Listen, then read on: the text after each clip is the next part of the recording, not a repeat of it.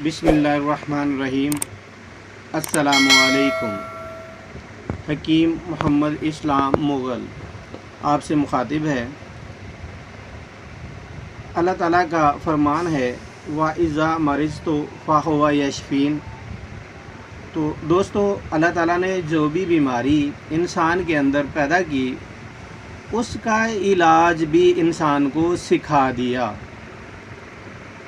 तो इसी तरह नबी मुकर्रम हज़रत मोहम्मद मुस्तफ़ा सल्लल्लाहु अलैहि वसल्लम का इरशाद ग्रामी भी है कि अगर तुम एतदाल पे हो तो तुम्हें कुछ भी नहीं होगा।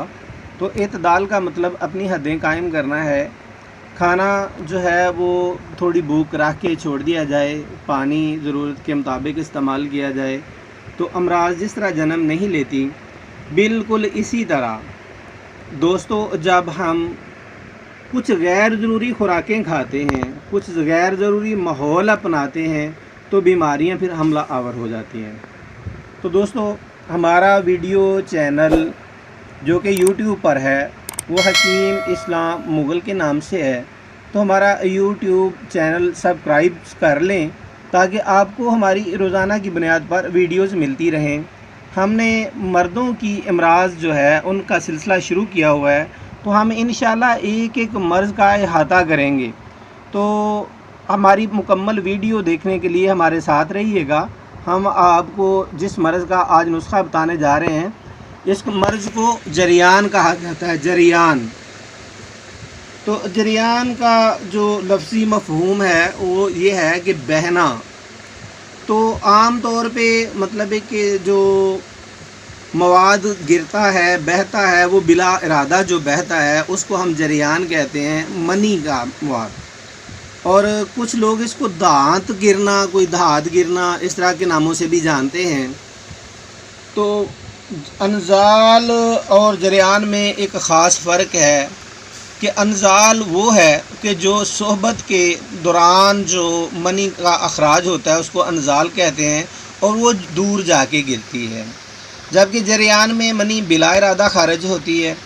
इसके असबाब तो बहुत हैं, बेशुमार इसके असबाब हैं, जिनमें सबसे जो ज़्यादा इम्पॉर्टेंट है वो ये है कि जब बेतहाशा हम खुराकें इस तरह की खाते हैं कि अंदर के जो जितने भी मवाद हैं वो पतले हो जाते हैं, तो उनमें हिद्दत इतनी आ जाती है कि ये बिल्कुल तबाही की तरफ चले जाते हैं। तो तब जाके ये इस तरीके से हो जाते हैं कि बहना शुरू हो जाते हैं।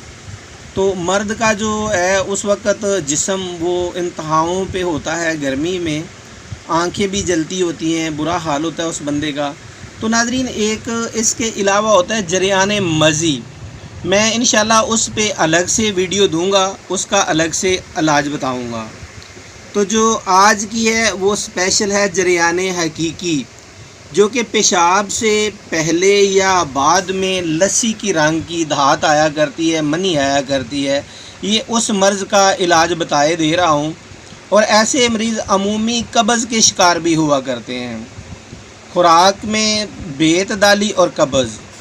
तो अभी मैं आपको नुस्खा बताने जा रहा हूँ, तो उसको आप देख लें। नंबर 1 तो इसमें हम सालब पंजा डालते हैं। ये सालब पंजा है, ये जिस तरह इंसानी हाथ का पंजा होता है बिल्कुल ये इस तरह की बूटी है, तो इसको सालब पंजा कहते हैं। इससे आगे ये सालब मिस्री है, इसको गौर से मुलाजा कर लें, दाने इसके बड़े साफ़ सुथरे हैं। ये सालब मिस्री है। तीसरी ये मोचरस है। मोचरस सिंबल दरख्त होता है बहुत लंबा, ये उसकी गूंद है, इसको मोचरस कहते हैं। चौथा ये मूसली सफ़ेद है, मूसली सफ़ेद। तो ये 2 किस्म की होती है, एक इंडियन एक पाकिस्तानी। कोशिश करें कि आपको इंडियन मिल जाए, ज़रा वो बेहतर क्वालिटी में होती है बनिस्बत पाकिस्तानी की। तो 5वां आइटम इसमें मैं जो डालता हूँ वो कुश्ता चांदी है, जो कि हम किकर वाला भी बनाते हैं। अगर ये हमारे पास दस्तयाब ना हो तो हमदर्द वाला 3 ग्राम की पैकिंग मिल जाती है, वो 3 ले लें तो 9 ग्राम बन जाता है। तो 9 ग्राम ये कुश्ता होता है। और ये बाकी जो जितने आइटम हैं 1 2 3 4 तोले, तो ये 16 तोले 9 ग्राम मतलब है कि हमारा सफूफ तैयार होता है, जो कि टीस्पून सुबह टीस्पून शाम को हम ये खिलाते हैं नीम गर्म दूध के साथ। جس میں 1 چمچ چاولوں والا چھلکا اسبگول ڈالا گیا ہو، اس دودھ کے ساتھ کھلانا ہے۔ اس کے علاوہ یہ ہماری گولیاں ہوتی ہیں جو کہ ہم ترفلے کا ساتھ نکالتے ہیں، ککر کا ساتھ ہوتا ہے، برگد کا اور پیپل کا، تو اس کی یہ گولیاں بناتے ہیں، ساتھ ہم یہ 2 گولیاں صبح شام دیتے ہیں۔